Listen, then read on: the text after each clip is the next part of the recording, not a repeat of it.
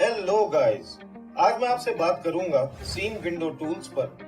तो फिर तैयार हो जाएं और इस चैनल को सब्सक्राइब करें और बेल आइकन जरूर प्रेस करें। हेलो गाइस, आज हम डिस्कस करेंगे perspective and orthographic windows in Maya, axis orientation in scene window, display levels. और सबसे पहले मैं आपको ये बता दूं कि जब माया को लॉन्च करते हैं तो मोस्टली सिंगल विंडो आपके सामने आती है। इस विंडो को हम डिस्कस कर चुके हैं पिछले ट्यूटोरियल में, और इस विंडो को पर्सपेक्टिव विंडो कहते हैं, यानी कि ये पर्सपेक्टिव शो करती है। और ये एक तरह से 3D विंडो है, यानी कि आप इसके अंदर अपने ऑब्जेक्ट को रियलिटी में 3D के अंदर देख सकते हैं। अगर मैं स्पेस बार को, जो कि आपके कीबोर्ड पर है, तेजी से प्रेस करके छोड़ दूं, यानी कि प्रेस करूं और होल्ड ना करूं, प्रेस करके रिलीज कर दूं, तो आप देखेंगे कि ये पर्सपेक्टिव विंडो जो है वो टॉगल हो गई, इट इज टॉगल्ड बैक, और आपके पास 3 विंडोज और खुल गई, जिसमें कि यहाँ पर टॉप लिखा हुआ है, यहाँ फ्रंट लिखा हुआ है और यहाँ साइड लिखा हुआ है।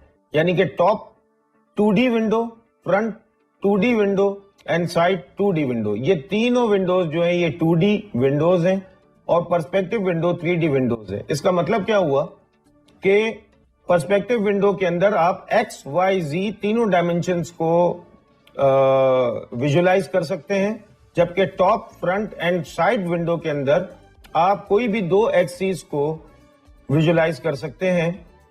इसीलिए इनको 2D विंडोज कहा जाता है और पर्सपेक्टिव विंडो को 3D विंडो कहा जाता है। और इन 2D विंडोज को बेसिकली ऑर्थोग्राफिक विंडोज कहते हैं, और ये आपकी पर्सपेक्टिव विंडो है। तो फॉर एग्जाम्पल, अगर हम कोई ऑब्जेक्ट यहां पर क्रिएट करते हैं और इस ऑब्जेक्ट को अगर हम 3D विंडो में देखना चाहते हैं, तो देखिए 360 डिग्री मैं इसके ऊपर टॉगलिंग कर रहा हूं और ये मुझे बिल्कुल क्लियर नजर आ रहा है। चारों तरफ से, ऊपर नीचे से, हर तरफ से मैं इसको देख सकता हूं।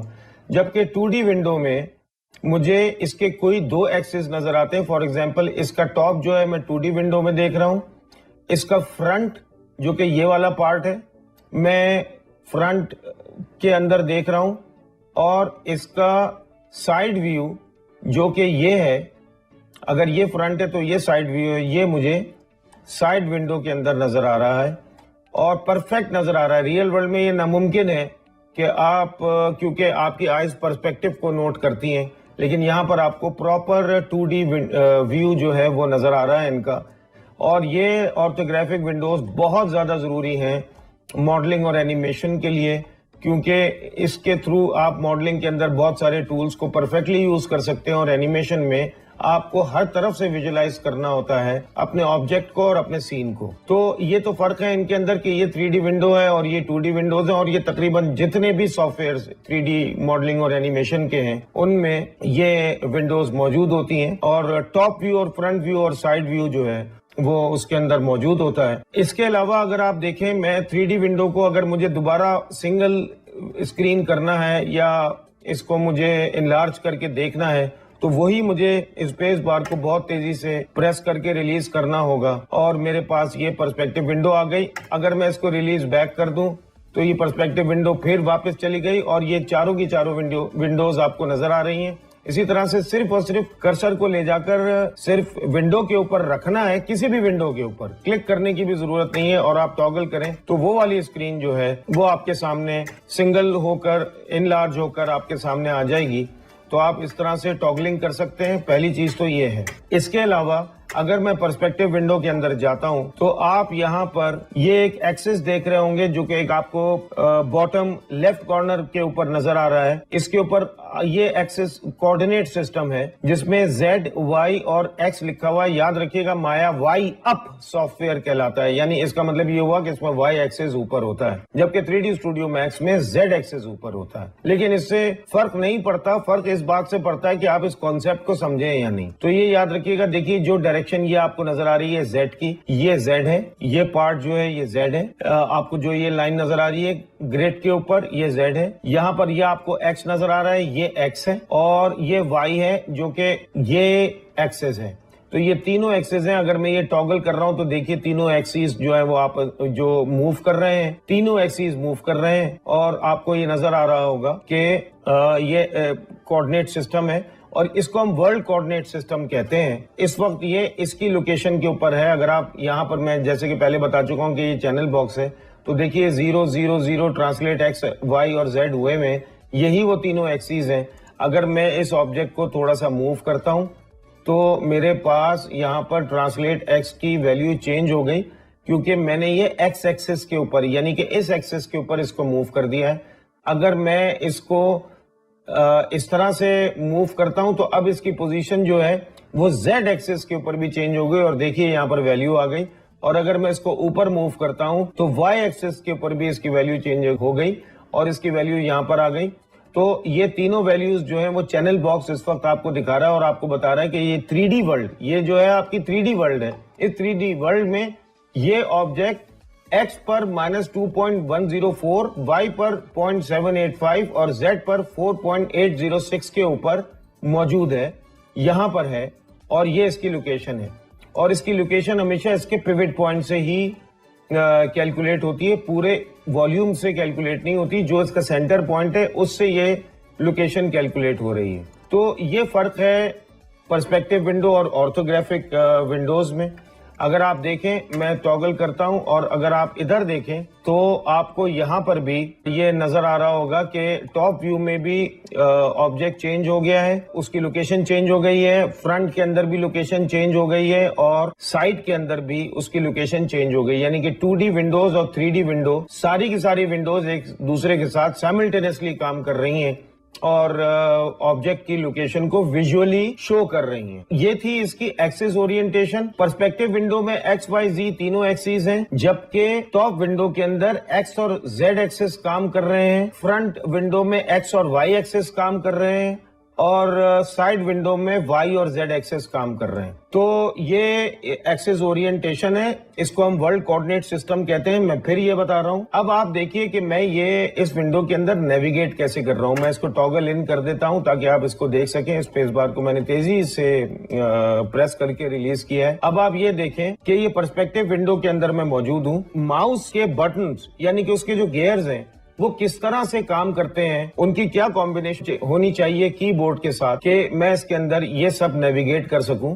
तो याद रखिएगा कि अगर मैं alt plus left mouse button यानी कि कीबोर्ड पे ऑल्ट और माउस पर लेफ्ट माउस बटन को होल्ड करूं और अपने माउस को मूव करूं, ऑल्ट लेफ्ट माउस बटन, और माउस को अब मैं मूव कर रहा हूं तो ये देखिए ये पूरा टंबल कर रहा है इस वक्त सीन।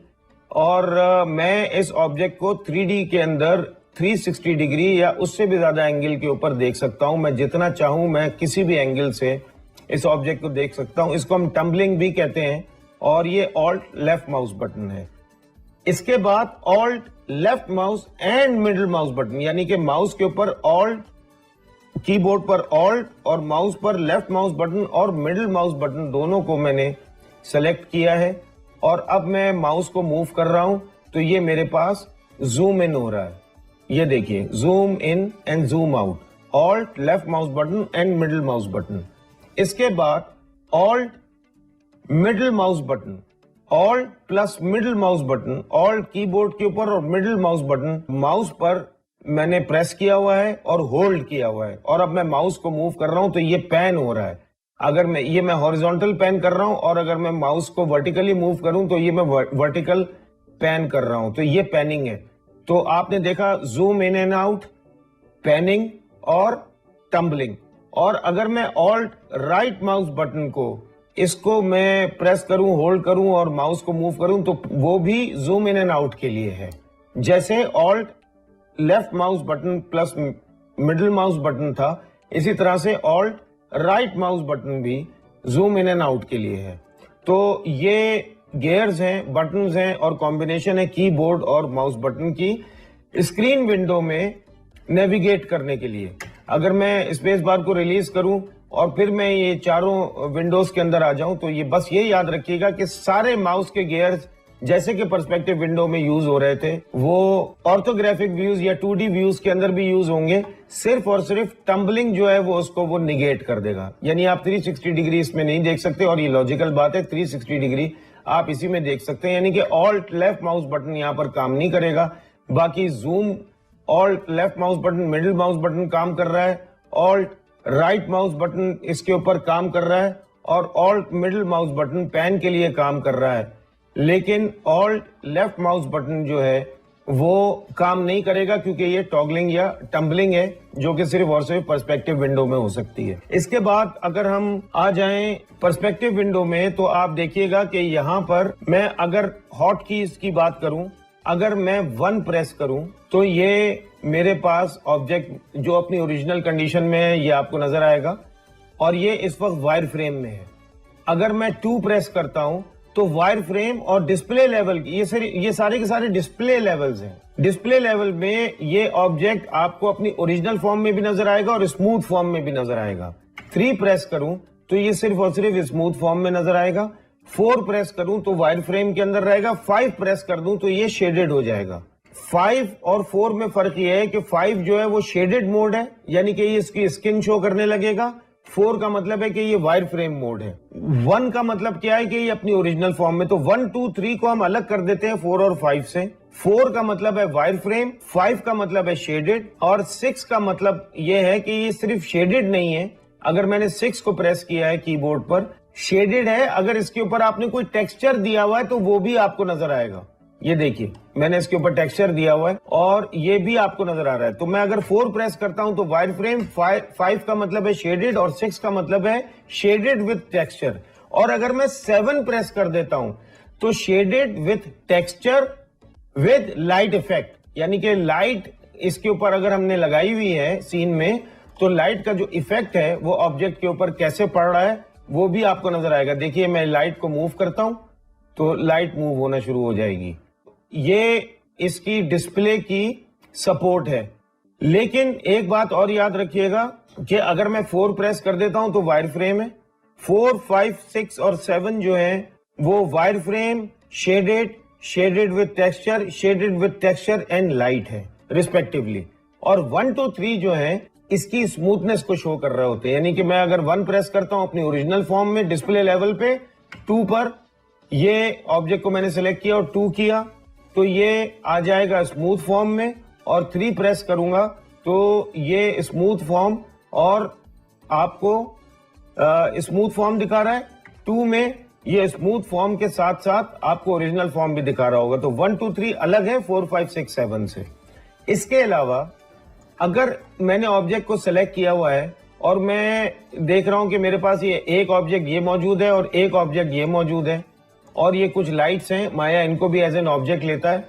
तो अगर मैं पूरी सीन को देखना चाहता हूं, इस वक्त अगर आप देख रहे हैं तो ये क्यूब ऐसे नजर आ रहा है लेकिन लाइट्स नजर नहीं आ रही और आपको पूरा प्लेन भी नजर नहीं आ रहा। तो अगर मैं ए प्रेस करूंगा तो ए का मतलब है व्यू ऑल। तो माया करेगा ये कि स्क्रीन के अंदर जितने भी ऑब्जेक्ट्स हैं उनको एक ही वक्त में आपको स्क्रीन के अंदर दिखा देगा। और अगर मैंने किसी ऑब्जेक्ट को सिलेक्ट किया और मैंने F प्रेस किया, F, तो इसका मतलब है कि जो ऑब्जेक्ट सिलेक्टेड है उसको फोकस करके दिखा देगा। तो A means zoom all, F means focus. तो गाइज इस वक्त तक इतना ही इस ट्यूटोरियल के लिए।